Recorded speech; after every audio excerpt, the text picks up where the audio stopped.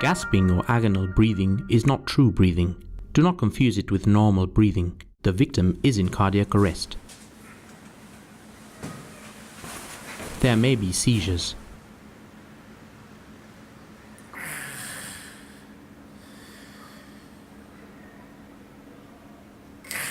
The intervals between breaths get increasingly longer.